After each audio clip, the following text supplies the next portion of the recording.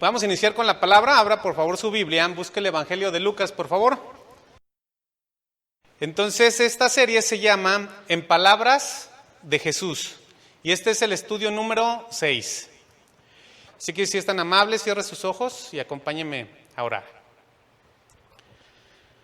Bendito Dios y Padre Celestial, Señor, en el nombre de tu Hijo, nuestro Señor Jesús, estamos aquí, Señor, ante tu presencia, dándote a ti la gloria, la honra y la alabanza, Señor, pidiéndote que nos abra, que podamos, para nosotros es de bendición, y que cada día, Señor, podamos recordar tu palabra para ponerla por obra.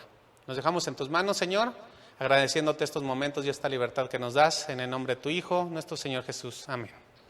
Muy bien, mis hermanos, ponga atención en las frases, las cuales yo las extraje de forma directa, sin ningún contexto. Hombre, tus pecados te son perdonados. Son palabras de Jesús. ¿Qué caviláis en vuestros corazones? ¿Qué es más fácil decir? Tus pecados te son perdonados, o decir, levántate y anda. Pues para que sepáis que el Hijo del Hombre tiene potestad en la tierra para perdonar pecados, a ti te digo, levántate, toma tu lecho y vete a tu casa. Ahora yo sé que con lo que estoy leyendo, la mayoría de ustedes, como ya saben mucho de la palabra de Dios, pues ya saben a qué historia bíblica me estoy refiriendo, ¿verdad que sí? Y que a grandes rasgos nos estamos dando una idea de cuál es el tema. Así que para entender mejor las palabras que acabo de narrar, necesitamos irnos al contexto. Vaya a Lucas capítulo 5, versículo 17. Le voy a pedir que por favor tenga el cuidado, ponga mucha atención para que se involucre en la historia. Miren, en este versículo encontramos una escena que es muy extraña. Dice el versículo: aconteció un día que él, es decir Jesús, estaba enseñando y estaban sentados los fariseos y doctores de la ley, los cuales habían venido de todas las aldeas de Galilea y de Judea y de Jerusalén, y el poder del Señor estaba con él para sanar. Miren, la fama de Jesús se había propagado por toda la zona. A donde quiera que él iba, le pedían que enseñara, así que él podía ir a sinagogas, o enseñar en las calles, o en las barcas, o en cualquier lugar, incluso dentro de las casas. Es decir, que Jesús nos está dando un ejemplo de que él no desaprovechaba para nada el tiempo. Él siempre a donde iba mostraba el reino de Dios, la esperanza venidera, las buenas nuevas. Pero sucede que a donde fuera Jesús era inevitable algunas situaciones. ¿Qué situaciones? Muchos lo seguían. ¿Cuál era el objetivo de los que lo seguían? Algún milagro, iban buscando algún milagro. De manera que muchos llegaron así, buscando un milagro, y llevaron a todo tipo de enfermos, ciegos, sordos, mudos, incluso tal vez algún endemoniado por ahí, lo llevaban agarrado, ¿no? Y por otro lado, venían por curiosidad, a ver qué aprendían o qué cosas nuevas se decían. Que no eran seguidores, estos eran detractores, pero curiosamente estaban siempre en primera fila. Ellos se presentaban delante de Jesús con una mirada adusta, como, a ver qué vas a decir. Y su actitud era mala, pésima, pero siempre estaban al frente. Estos eran los religiosos, los fariseos, los doctores de la ley, que les preocupaba tanto su forma de pensar, es decir, lo que ellos creían, todo lo relacionado a sus tradiciones y cómo ellos pensaban que se debían de hacer las cosas, que perdían totalmente de vista las escrituras, es decir, se les olvidaba lo que ahí estaba escrito. Y estos religiosos iban solamente con una intención. ¿Cuál era? Juzgar, criticar. O sea, el objetivo primordial de estas personas, por eso la escena es extraña, es que ellos iban buscando aquello, por pequeño que fuera, en lo que se equivocara Jesús. Y si encontraban algo, pues se lo iban a restregar en la cara, le iban a decir, estás equivocado. Es decir, querían agarrarlo con algo para humillarlo. Así que esta era una escena muy extraña, porque parecían seguidores, siempre estaban en primera fila, sentados frente a él, pero solamente eran unos críticos obsesivos. Eran de esas personas que van a las iglesias, no toman ninguna bendición para ellos, porque su religiosidad les nubla el entendimiento. Versículo 18. Y sucedió que unos hombres que traían en un lecho a un hombre que estaba paralítico procuraban llevarle dentro y ponerle delante de él. Pero no hallando cómo hacerlo a causa de la multitud, subieron encima de la casa y por el tejado le bajaron con el lecho poniéndole en medio delante de Jesús. Vamos a ver esta parte de la historia. Muy probablemente, mis hermanos, la casa a la que se refiere la Escritura en esta sección, muy probablemente era la casa de Pedro. Es decir, era un lugar donde Jesús podía llegar con confianza. Salía, compartía y regresaba a descansar. Muy probablemente era. Y ahí adentro de la casa estaban sentados en primera fila, como les dije, los doctores de la ley, los fariseos, pero muchísima gente más. De tal forma que la casa estaba abarrotada. Imagine una casa de esas donde ya no cabe un palillo más. En las ventanas sentados, en las puertas sentados, en el baño sentados, en la cocina sentados, atiborrado, ¿no? Una multitud ansiosa que atestaba la casa, los patios y las calles aledañas. ¿Cuál es el objetivo? Ver a Jesús, estar frente a Jesús. Y Jesús, ¿qué hacía? Predicaba. Nunca perdía esa oportunidad. Esa era la prioridad de Jesús, pero al mismo tiempo que Jesús está predicando, hay otra historia que se da paralela en otro lugar. Por el camino, mis hermanos, al encuentro con Jesús estaban unos hombres unidos para una noble causa. El relato bíblico no dice, no narra cómo es que ellos se reunieron, cómo es que se pusieron de acuerdo. Se sabe que estos hombres iban juntos, tal vez se enteraron que Jesús estaría en esa casa y cuando iban caminando se reconocieron en el camino, así como muchas veces, no, oye, ¿para dónde vas tú? No, pues yo voy para casa de oración. Ah, pues yo también, y nos ponemos a platicar. Y entonces a lo mejor mientras caminaban alguno platicó, no, pues fíjate que yo he visto esto, yo he visto las maravillas que ha hecho Jesús, los milagros, y otro dijo, no, es que las palabras de Jesús, qué bárbaras, están tremendas, ¿no? Tal vez otro dijo, Jesús me sanó y yo quiero volver a verlo, incluso quiero ir a darle gracias. Iban caminando estas personas, ¿no? Y mientras se caminaban con premura, al encuentro de Jesús, encontraron un paralítico. Tal vez este paralítico estaba pidiendo limosna, ¿no? Mendigando, pidiendo sustento, una moneda. Realmente no sabemos cómo fue, pero la situación es que había un hombre en un estado lamentable, en un estado tan precario, tan difícil, que estos hombres en cuanto lo vieron, sintieron dolor. Ahora, yo imagino que a nadie nos gustaría estar en esa circunstancia, ¿verdad que no? No, a nadie. Pero lo que sí fue cierto es que ellos tenían en el corazón algo en común. Ellos querían ayudar y hacer el bien a alguien que estaba en una condición de desgracia, en una necesidad. De manera que estos hombres, probablemente 4, tenían un corazón compasivo y se convirtieron al instante en voluntarios para hacer misericordia. Es decir, 4 hombres, varones unidos, esforzándose para llevar ante Jesús a un paralítico. No sabemos sus nombres, tampoco si eran familiares o amigos, conocidos del paralítico, no lo sabemos, todo esto ha sido una suposición, o si solo fueron personas que se compadecieron de la desgracia ajena.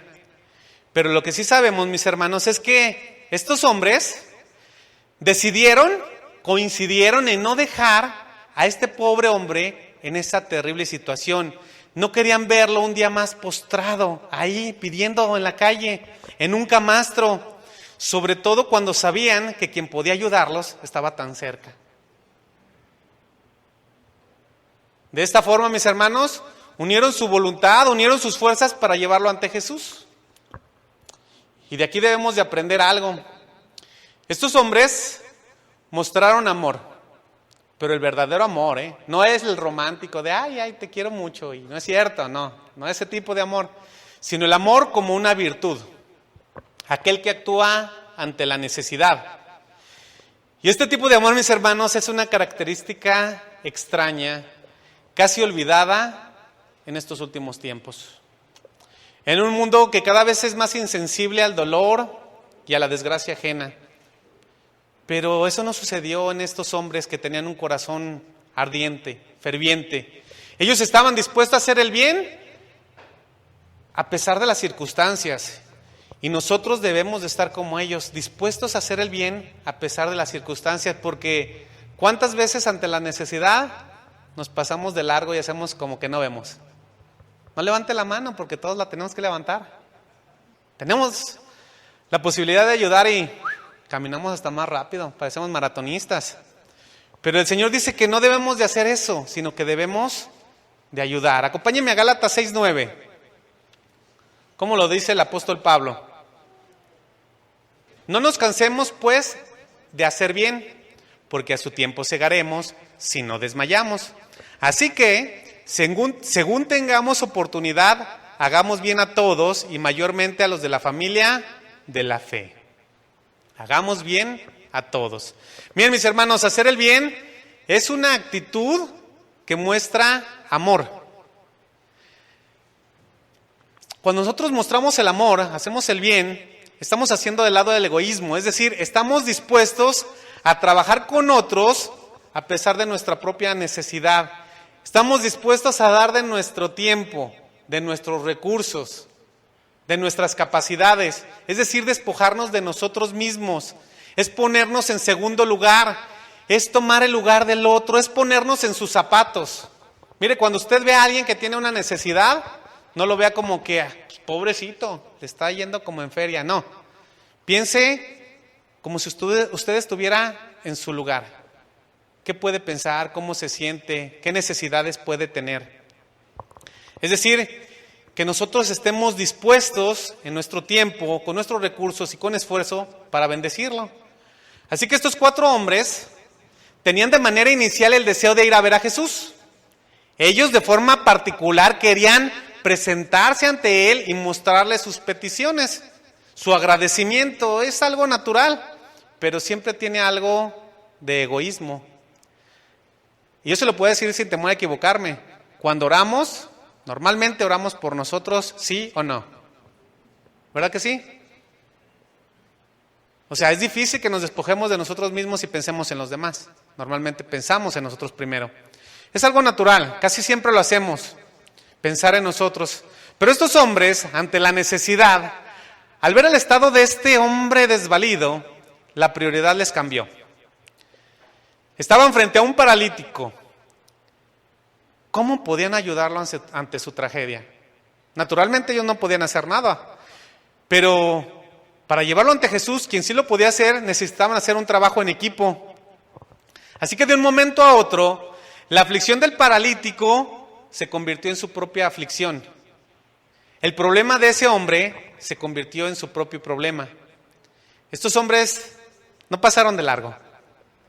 No se fueron caminando y diciendo, pues a ver quién te ayuda. No fue así, sino que estos hombres fueron movidos a misericordia, al ver la necesidad real de su prójimo. ¿Y quién es el que nos mueve a misericordia? Dios. Filipenses 2:13, no lo busque, yo se lo leo, dice, porque Dios es el que en vosotros produce así el querer como el hacer por su buena voluntad.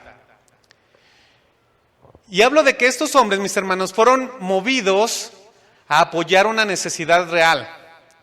Porque desgraciadamente existen muchos hombres que se aprovechan de las circunstancias, fingen una necesidad y lo hacen para obtener un beneficio. Y a veces ese beneficio les llega, pero ¿saben? No es por misericordia, ni es bendición de Dios, sino que es algo que les llega porque provocaron lástima. Tenemos que aprender también a dar con sabiduría. Pero este no era el caso. Muy probablemente el paralítico había escuchado que Jesús estaba en una casa. La noticia se había corrido por todos lados y él sabía que tal vez Jesús lo podía sanar, pero también reconocía que no tenía posibilidad alguna de ir. ¿Cómo podría ir? ¿Arrastrándose? Difícil situación, ¿no? El paralítico nunca imaginó que estos hombres estuvieran resueltos a aprovechar la presencia de Jesús en ese lugar, pero no en un beneficio personal. Ellos anhelaban, deseaban compartir la bendición. Ellos sabían que en cualquier momento Jesús se podía ir a otro lugar y no estaban dispuestos a ver más a este hombre paralizado. Podemos entender por obvias razones que este hombre tenía una situación de dependencia a los demás, en todos sentidos. No se sabe nada de él, no se sabe si tenía esposa, hijos o hermanos, familia, quién sé yo.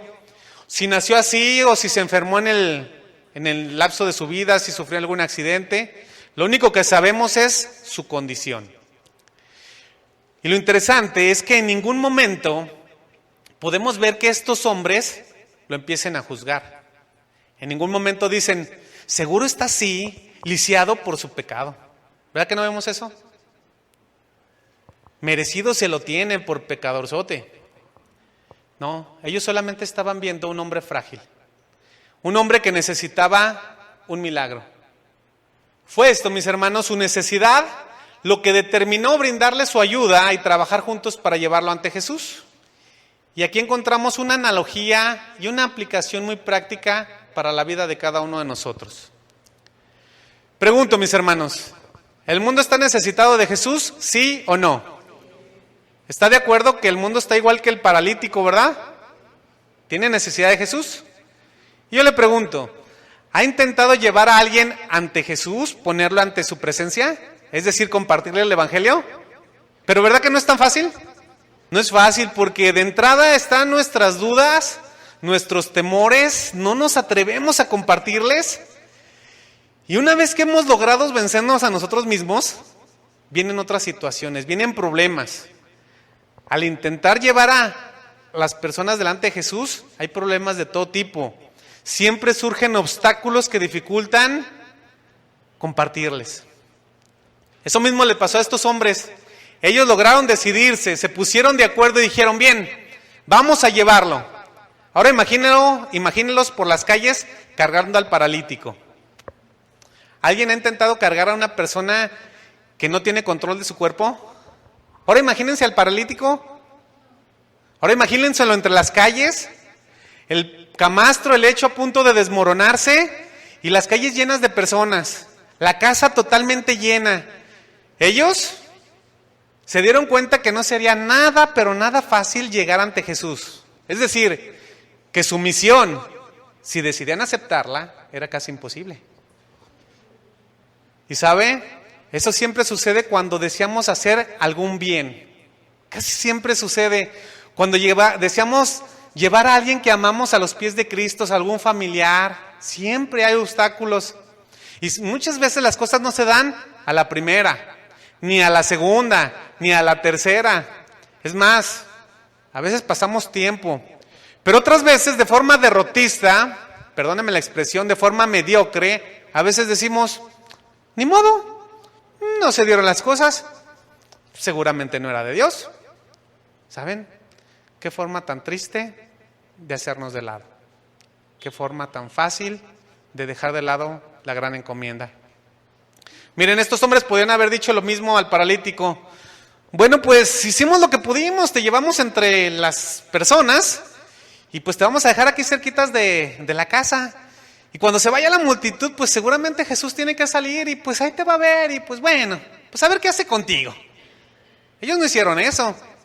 Y saben, la vida cristiana no es así. Miren, mis hermanos, Jesús nos exhorta, nos alienta, nos anima a que volvamos a intentarlo, a que volvamos a lanzar la red, que no sea algo muerto. Ahora yo imagino que estos hombres se sentaron un rato a platicar y a deliberar. ¿Y qué vamos a hacer? Ya estamos bien cerquitas, pero hay una multitud enorme. ¿Cómo lo podemos llevar ante Jesús? Toda la gente no nos va a dejar pasar. Son de esos que, ay, ¿tú qué haces? Hazte para allá, ¿no? Entonces, ¿qué hacemos? Yo los veo haciendo planes. Oye, ¿y si nos metemos por aquí? ¿Y si nos vamos por allá? ¿Y si nos subimos por el tejado? ¿Y si de esa casa de la esquina nos vamos a la otra? A lo mejor necesitamos cuerdas para bajarlo. No sé cuántas cosas más pudieron pensar. Pero lo que sí puedo ver es que estos hombres no se rindieron. Al contrario, ellos buscaron alternativas. De una u otra forma estaban resueltos a llegar hasta Jesús. Imagino que los brazos les dolían. Imagínense cuánto tiempo llevaban cargando al paralítico, el esfuerzo de cargarlo por encima de las cabezas de los demás, batallando, con permiso, ahí va el golpe. Y después, véalo desde otra perspectiva, cómo lo levantaron al techo, Con el cuidado con lo que tuvieron de hacerlo, imagínense las veces que el paralítico se les iba a caer. Es más, usted intente subir a un bebé en un bambinete, no se crea porque se le va a caer, pero intente subirlo al ropero, a ver qué es problemático. Ahora imagínense al paralítico.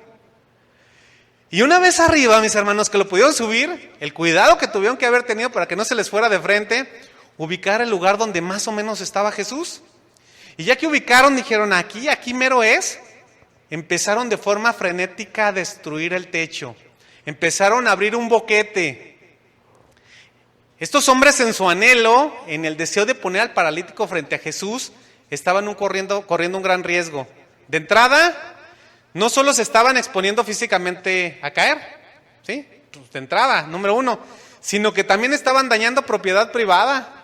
¿Se imagina? Ellos rompieron lo que encontraron en su paso. Y los que estaban abajo, pues obviamente no volteaban a ver así como que, caray, ¿qué pasa, no? Pedazos de pintura, de paja, de madera, de lodo, de teja, qué sé yo.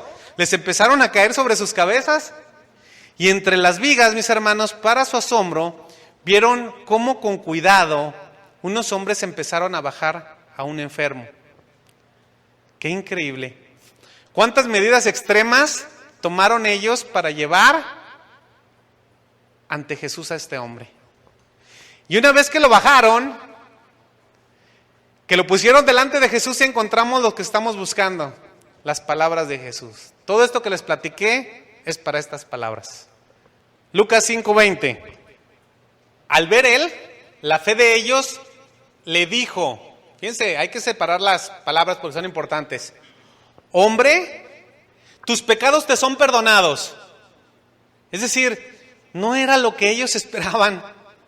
Tus pecados te son perdonados. ¿Por qué nos dices eso? Bueno, nosotros sabemos que estas son unas palabras hermosas y que algún día cuando cada uno de nosotros llegamos a la fe, eso nos dijo Jesús, ¿no? Hombre, tus pecados te son perdonados. Vamos a verlo en dos partes. La primera parte del versículo dice, al ver la fe de ellos. ¿Qué es la fe?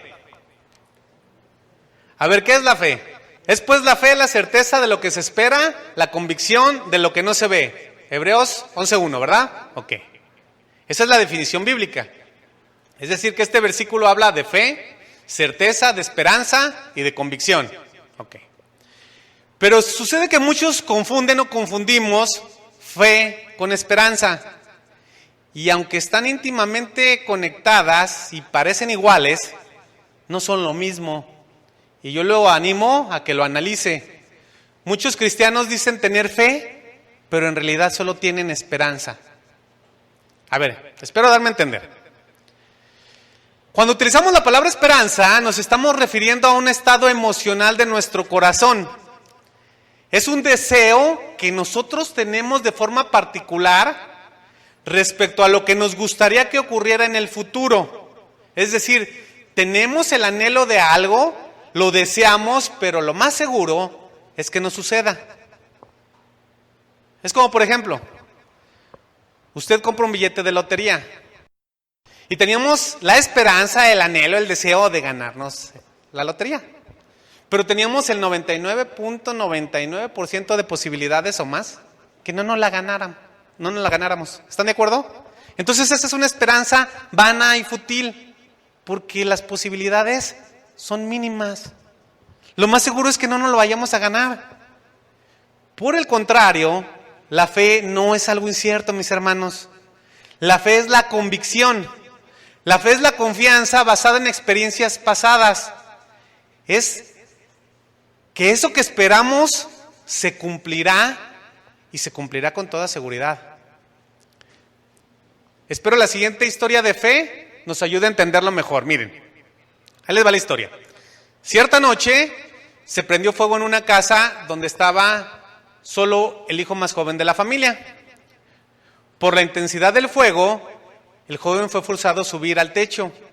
Su padre, afuera, tenía los brazos extendidos y gritaba al joven: "Salta, hijo, salta, aquí estoy, yo te agarro". El joven empezó a sentir las llamas, el calor, y se dio cuenta que para salvar su vida tenía que saltar. Pero lo único que podía ver eran llamas, humo, oscuridad y mucho calor. de manera que tenía miedo de saltar. Él se negaba a hacerlo. Pero su padre continuaba gritando: brinca, hijo, yo te agarro. Y el joven, llorando, respondía: papá, es que no te veo. Pero el padre respondió: hijo, salta, aquí estoy, lo importante es que yo sí puedo verte. El joven finalmente cerró los ojos y saltó a los brazos de su padre. Aunque no lo podía ver, su padre lo tomó antes de que cayera al suelo, quedando a salvo, a pesar de que la casa fue consumida por el fuego. Es decir, que este joven pudo saltar en los brazos de su papá, tenía la certeza que lo agarraría, a pesar de que él no podía ver nada. ¿Pero por qué? ¿Quién ha atrapado a sus hijos en el aire? ¿Tiene el corazón de dejarlo caer? ¿Verdad que no? No. Este joven sabía lo que sucedería, por eso esa es fe, una certeza. Todavía no la vemos, pero se va a cumplir. Por lo tanto, cuando leemos ahí en Lucas 5:20, dice: al ver él la fe de ellos, puede aparentar, mis hermanos, que Jesús está asombrando de todo lo que estos hombres hicieron, de todo lo que lucharon, de lo que se esforzaron. Pero la realidad es que estos hombres solo estaban mostrando su fe por sus obras. Porque sin obras la fe es muerta. Y Jesús no estaba asombrado. Jesús ya sabía, Él ya conocía lo que pasaría. O sea, para Él nada lo agarraba por sorpresa. Él conocía el corazón y los pensamientos de estos hombres. Y es muy probable, mis hermanos, que estos hombres, al momento de llevar a cuestas al enfermo, le iban compartiendo: mira, Él tiene el poder para sanarte. Hemos visto sus milagros. Tenemos la certeza de eso. Lo ha hecho con otros. Pero no es lo único que puede hacer. También está pregonando algo nuevo. Habla de un reino. De que dejemos de pecar, de que nos arrepintamos, de que tengamos fe en Él. Que hay esperanza y vida eterna. Yo me imagino a estos hombres haciendo eso con el paralítico, es decir, dándole esperanza, dándole consuelo, dándole una nueva oportunidad. Y estos hombres no tenían dudas de que Jesús podía ayudar al paralítico. Ellos no tenían duda. Por eso hicieron todo lo posible, el esfuerzo de subirse al techo para ponerlo frente a Jesús. Tenían una convicción firme de algo que aún no veían. Esa es la verdadera fe. La convicción firme en algo que aún no vemos. ¿Usted ya vio su salvación? No, ¿verdad? ¿Y está convencido? Esa es fe. Ahora, ellos jamás dudaron en lo más mínimo que Jesús podía hacer un milagro, pero solo faltaba un pequeño detalle. Faltaba ver si Jesús quería. Faltaba ver si Jesús quería. Miren, en su soberanía, en su deidad, Él puede hacerlo todo, o Él puede no hacerlo. Es su decisión, es soberano. No lo podemos forzar. No le podemos doblar la manita y decir: ahora lo haces, ahora nos cumples. A nosotros solo nos queda tener fe. En Lucas 5:12 dice: sucedió que estando él en una de las ciudades, se presentó un hombre lleno de lepra, el cual, viniendo a Jesús, se postró con el rostro en tierra y le rogó. De entrada lo reconoció como el soberano Dios y le rogó diciendo: Señor, si quieres, puedes limpiarme. Versículo 13. Entonces, extendiendo él la mano, le tocó diciendo: quiero, sé limpio. Y al instante la lepra se fue de él. Bueno, esta es una situación en la que sí quiso, pero hay otras ocasiones que, aunque tengamos fe y sabemos que Dios puede hacer el milagro, en su soberanía Él no quiere. Recordemos que Pablo tenía una enfermedad y 3 veces le rogó, le dijo: quítamelo, pero Dios, ¿qué le dijo? No, bástate mi gracia. ¿Sí? Entonces a veces Dios no quiere hacernos el milagro, pero no podemos perder la fe. Y Pablo jamás la perdió. Regresando a la historia del paralítico, Jesús tiene frente a él al paralítico y exclama unas palabras con las que deja a todos perplejos. En Lucas 5:20, nos vamos a Lucas 5:20, dice en la segunda parte: hombre, tus pecados te son perdonados. Y yo imagino que esto fue un shock para los 4 hombres y para el paralítico. O sea, todos ellos esperaban que Jesús los sanara de inmediato. Ya había visto Jesús la fe en ellos y esperaban que los sanara de inmediato porque hasta ahí llegaba su fe. Pero hasta ese momento Jesús no lo quiso hacer. No lo quiso hacer. Solo le dijo: hombre, tus pecados te son perdonados. Lo que ellos no podían ver es que el paralítico, como la humanidad, normalmente tenemos dos enfermedades: la física, la visible, la de nuestro cuerpo, la que nos hace sufrir cada día, pero ya sea sanos o enfermos, algún día vamos a dejar de sufrir físicamente, ¿verdad? Eso mismo le iba a pasar al paralítico. Sanos o enfermos, algún día vamos a dejar de sufrir, va a acabar el dolor. Pero la enfermedad de su alma, o de nuestra alma, la que está contaminada con el pecado, si no es sanada, si no es limpiada, el sufrimiento será eterno. Jesús estaba viendo más allá. Ciertamente necesitaba una sanación física, pero primero necesitaba la sanación de su alma. Y la sanación de nuestra alma, como la del paralítico, solo llega con el perdón de pecados. Solamente con el perdón de pecados. Y Jesús veía en todos ellos, en todos los que estaban ahí reunidos a la puerta, esa necesidad mayor.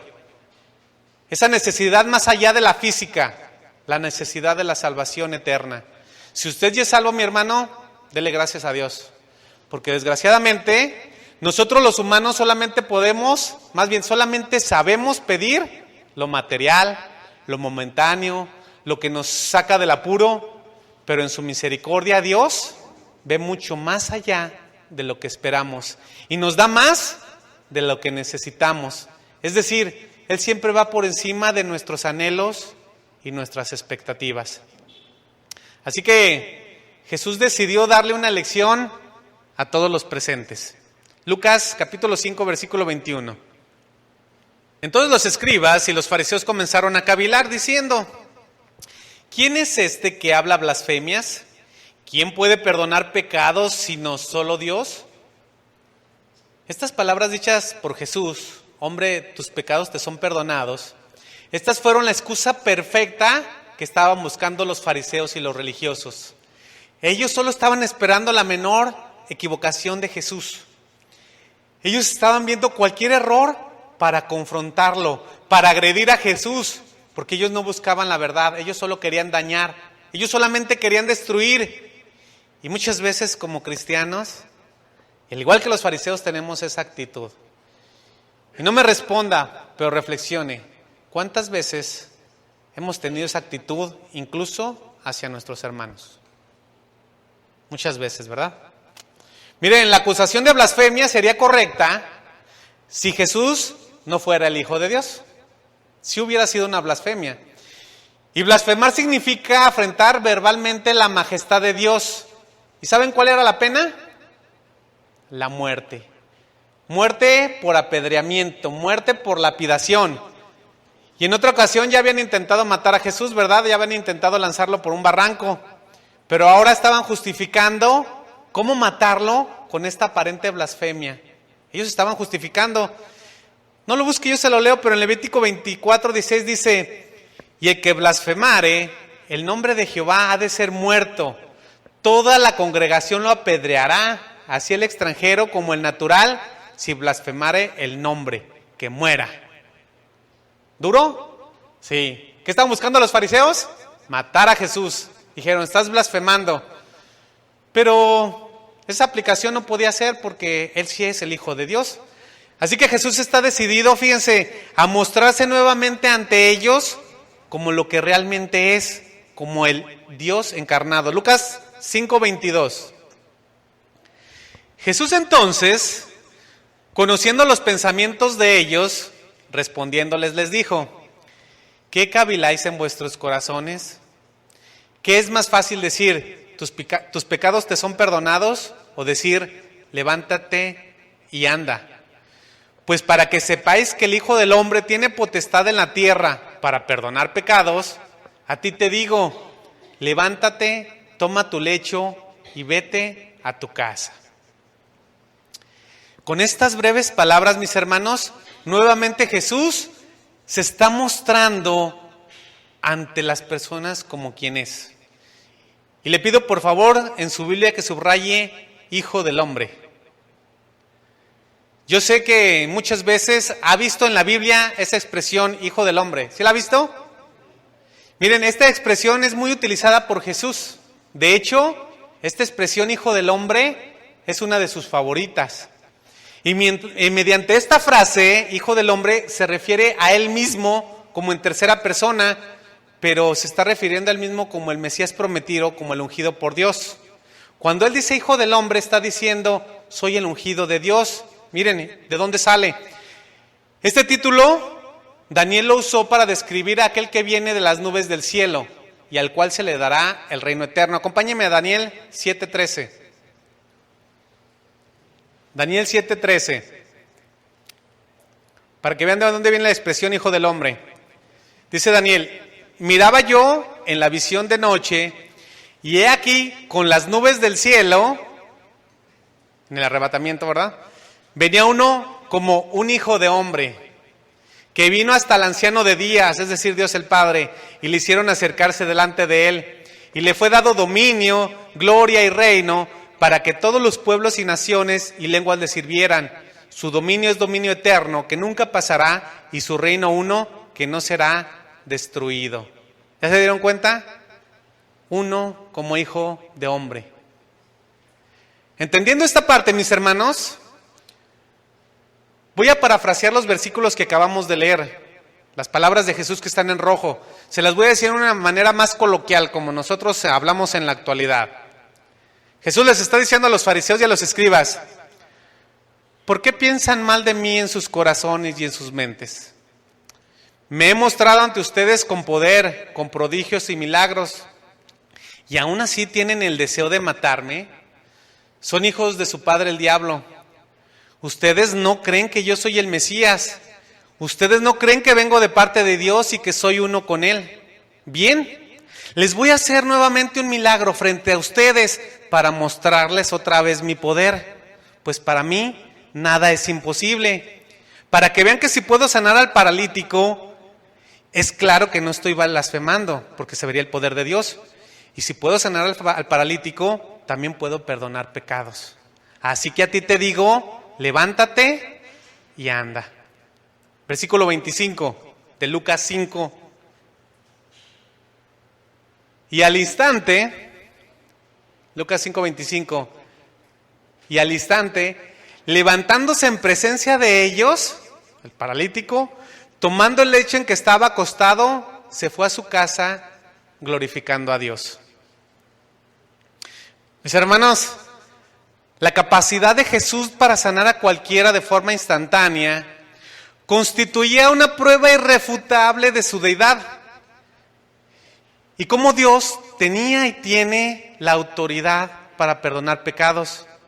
Esto les mostraba todo su poder infinito y debería ser suficiente y poner punto final y decisivo para que toda la oposición de religiosos se detuviera. Pero no fue así, sino que por el contrario, fueron más por encima. Y ¿saben?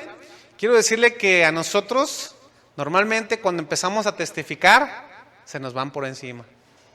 Y más los que más nos conocen. Son los primeros que dicen, ay, ahora sí, bien santito, ¿verdad? Ahora sí dices que crees en Dios y que ya no pecas. ¿No le ha sucedido? Sí, ¿verdad? Versículo 26. Y todos, sobrecogidos de asombro, glorificaban a Dios y llenos de temor decían, hoy hemos visto maravillas. Hoy hemos visto maravillas. Miren, esta respuesta del populacho, hoy hemos visto maravillas, es muy curiosa. Porque no incluye compromiso. No incluye aceptación real. Aunque parece que la reacción muestra asombro, casi parece alabanza, en realidad carece de una fe. No hay fe verdadera en esa expresión. Hoy hemos visto maravillas. Para ellos fue algo así como, acabamos de ver un gran show. Estuvo padre. Qué milagros se hicieron. Y se fueron a su casa sin haber cambiado. Muchas veces así vemos las maravillas de Dios y nos vamos a nuestra casa sin haber cambiado. Y la salvación de una persona, de un alma, es la mayor maravilla que puede haber. Así que como cristianos, mis hermanos, con esto concluyo. Cada día que tengamos la oportunidad de estar aquí en la tierra, primeramente debemos de analizar y de reflexionar cuál es nuestra postura delante de Dios. ¿En qué situación estamos? ¿Estamos preparados para la segunda venida, cuando venga el Hijo del Hombre entre las nubes del cielo? Es decir, ¿qué cavilamos? ¿Qué pensamos? ¿Qué está en nuestra mente? ¿Qué está en nuestros corazones? ¿Qué es lo que tenemos dentro? ¿Qué nos motiva para hacer lo que hacemos? ¿Por qué lo buscamos? ¿Qué esperamos de Él? Debemos de tener en cuenta que Jesús conoce nuestros pensamientos. Él conoce el deseo y la imaginación de cada uno de nosotros. A Él no se le escapa nada. Él sabe lo que usted está pensando en este momento, porque cada instante nos evalúa. Cada instante nos analiza. ¿Qué reacciones tenemos? ¿Cómo nos comportamos? ¿Cuáles son nuestras actitudes? ¿Por qué hacemos las cosas? ¿Qué motivos ocultos nos mueven? ¿Actuamos para bien o actuamos para mal? Dios quiere que analicemos si nuestra fe es verdadera o solamente tenemos esperanza. Dios quiere que tomemos como ejemplo a estos 4 hombres que pusieron su fe en acción. Y Jesús, al ver la fe de ellos, reaccionó, sanó al hombre espiritual y físicamente. Pero quiero decirle algo, mis hermanos, que se vaya con esto. Tenga presente, o tengamos presente, que para bien o para mal, nuestra fe o nuestra aparente fe, es decir, la suya y la mía, influyen a otros. ¿Está de acuerdo? Es decir, que podemos ser bendición o podemos ser piedra de tropiezo por cómo actuamos, por lo que hacemos, por lo que decimos. Y si somos piedra de tropiezo, tengamos mucho cuidado porque dice la palabra, ay de aquellos por quien vienen los tropiezos. Nosotros no podemos forzar a nadie, no podemos hacer a una persona cristiana, pero sí podemos hacer mucho dando testimonio, con palabras, con acciones, con amor verdadero, apoyando cuando hay una necesidad, dando cuando se pueda, sin que la izquierda se entere de lo que hace la derecha, en fin, darle a esa persona la oportunidad de decidir. Así que el Señor nos exhorta a que cada día busquemos situaciones que motiven a los demás, a quienes nos rodean, amigos, a conocidos, a familiares, a vecinos, a vivir una vida cristiana. Que nos esforcemos y que tratemos de llevarlos a los pies de Jesús. ¿Que va a haber retos y dificultades? Sí. ¿Que tal vez los tendremos que subir al techo como expresión? Sí. Pero siempre, mis hermanos, debemos de compartir un evangelio completo. ¿Por qué? Porque muchas veces solo compartimos un evangelio a la mitad. Un evangelio de amor, de provisión, de sanidad, de gozo, de paz. Y eso es cierto, ¿está de acuerdo? El Señor nos da todo eso, pero no es un evangelio completo.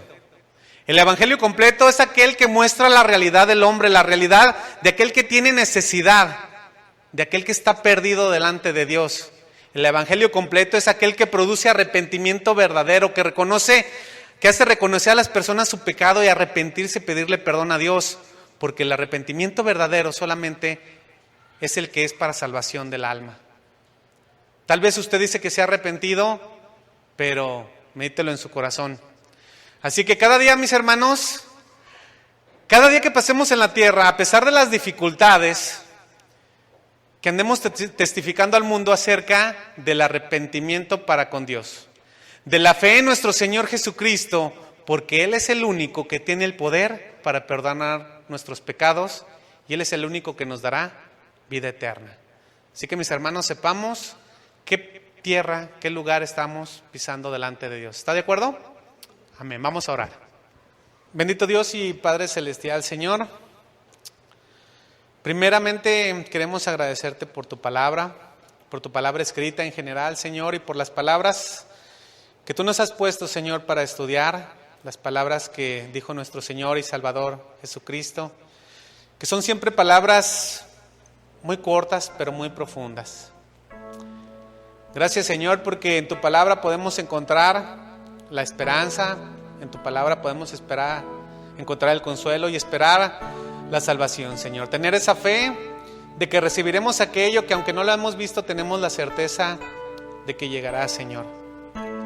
Gracias porque nos enseñas que cada día debemos de tener un amor verdadero por aquellos que están en necesidad, por aquellos que se están perdiendo, porque el mundo va en picada, Señor. El mundo con sus anhelos, sus deseos, sus concupiscencias, no quiere saber nada de ti, prefiere permanecer en el pecado. Yo te pido, Señor, por cada uno de nosotros que tengamos ese anhelo, ese deseo de esforzarnos, Señor, en ti, de mostrarte a ti como el único digno de toda la gloria, de toda la honra y de compartir tu palabra, Señor. Sabemos que nosotros solamente somos esos pescadores que debemos de lanzar la red, es decir, el evangelio, pero que tú harás la obra, que tú darás la pesca milagrosa, Señor, y que aunque no lo sepamos, Señor, algún día muchos de ellos podrán ser salvos. Ayúdanos, Señor, a testificar de ti cada día, a no diluir el evangelio, a no decirle a las personas, mira, acércate y todo te irá bien, porque sabemos que esa es solamente manipulación. Tú, Señor, nos pides que te sigamos a pesar de las circunstancias, y a veces, aunque lo que nosotros esperamos que sea un milagro, alguna situación no se cumpla, tú nos exhortas, Señor, a que sigamos confiando en ti, porque realmente, Señor, tú tienes una esperanza mayor, Señor, que lo que hemos de pasar aquí en la tierra, una esperanza de vida eterna, una esperanza, Señor, que solo está reservada para aquellos que han pedido perdón sinceramente y que tú los has adoptado como hijos tuyos, Señor. Bendícenos, Señor, de ser esos testigos fieles, Señor, que podamos ser siempre esos hombres y mujeres de fe, Señor, que tú nos exhortas a hacer, Señor, tu palabra. Te pido por mis hermanos, Señor, que con atención han puesto cuidado en cada palabra que aquí fue dicha, Señor, que la puedan discernir, Señor, y que se la lleven en el corazón. Bendice a mis hermanos, llévalos con bien a sus casas y permite que todos podamos tener un buen fin de semana, descansando en ti, Señor, teniendo paz en ti. Gracias te damos, Padre bendito, en el nombre de tu Hijo, nuestro Señor Jesucristo. Amén.